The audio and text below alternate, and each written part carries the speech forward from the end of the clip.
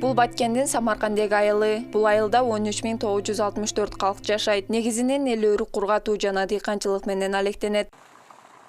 Самаркандеги айылынын негизги көйгөйү таза суу жана суугат суу. Көп жылдан бери маселе жараткан бул көйгөйдү чечүү үчүн 14 мартта облус башчысы эл менен жолугушуу өткөргөн. Жолугушууда Абдикарим Алимбаев 3 күн ичинде элге суу берүүнү жетекчилерге тапшырган. Суу көйгөйү, таза суу көйгөйүндагы ушул жылдан уже Аристин Араб фонду тарабынан буюрса ар бир үйгө таза суу киргизилип берилет. Ушул жылы аткаруу иштери башталат. Манас Калбаев Самаркандеги айылынын тургуну. Ал быйыл 2 гектар жерге буудай эккен. Бирок ар жылы жаз мезгили келип, талаа иштери башталганда сууга суу көйгөйү маселе жаратып келерин айтат. Скважина жогуда жылыга 2 жолу гана суу зороо келет.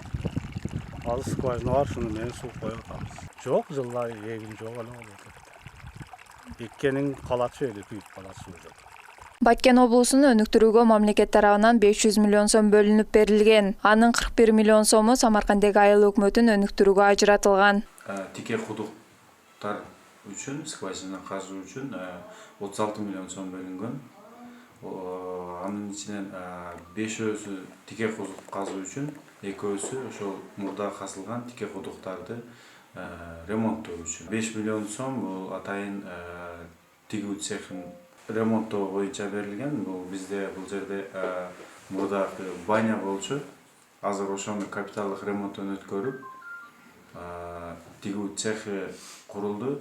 Учурда тигүү цехинде 8 кыз келин тигип бучууну үйрөнүп жатат. Ишкананы ижарага алган Орозгүл Каработоева айылда кыз келиндердин жумушсуздугу жоюлганы калды дейт. Октябрь айынан баштап иштетип жатабыз.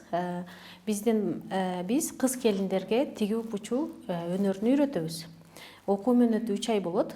Бизде бүткөндөн кийин кыздар тигип бычканды кеңири үйрөнүп алышат дагы. Өз алдынча ателье ачып иштесе болот. Үйдө отуруп буйртмаларды алып тиксе болот. Азыркы учурда Кыргызстанда текстиль тармагы, швея тармагы өтө өнүккөн. Күн сайын эле телефондорго келип турат. Швея керек, тигүүчү керек, жумушчу керек деп. Окуп бүткөндөн кийин жумушсуз калбайт, баарынан эле суроо талап тигүүчүлөргө жогору. Былтыр ноябрь айында бул айылда 500 тонналык логистикалык борбор пайдаланууга берилген. Учурда кампада 150 тонна сабиз сакталып турат. Сметасы 16,5 миллион. Мындан $50,000 USAID агросода долбоорунан грант болду. Анан 2 миллион сом өзүбүз айыл банктан 5% кредит алдык. Анан муну биз 19-жылы, 20-жылы стройканы баштаган болсок, мен бир тууган икем, 2 балам, 3 баласы, булар баары Россияда иштеп, өзүбүздөн иштеп, калган ушу өз күчүбүз менен кылдык да.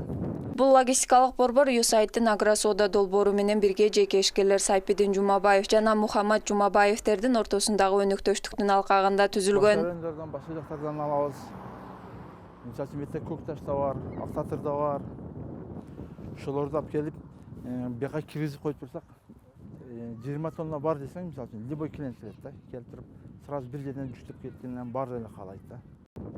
Алмаларды киргизебиз, хурма киргизебиз, жүзүмдөрдү киргизебиз, дагы сабыз киргизебиз, картоша киргизсек болот.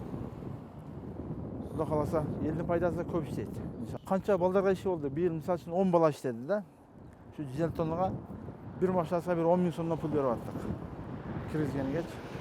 Тынбай иш болот да, эмне ушу ассортименттер көп болсо, мисалы үчүн бир жактан алып келип киргизесиң, кайра чыгарасың, дагы бир 10 балага иш болот.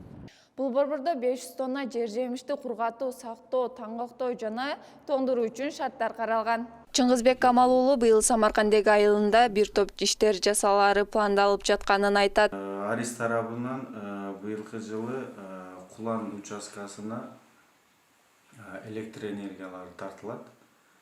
Кошумча Балдар аянтчасы жана ушул Сейл багыны куруп берүү пландалып жатат. Жеринин документ иштерин жүргүзүп жатабыз. Сабира Бакирбек кызы, Салам Медиа, Баткен.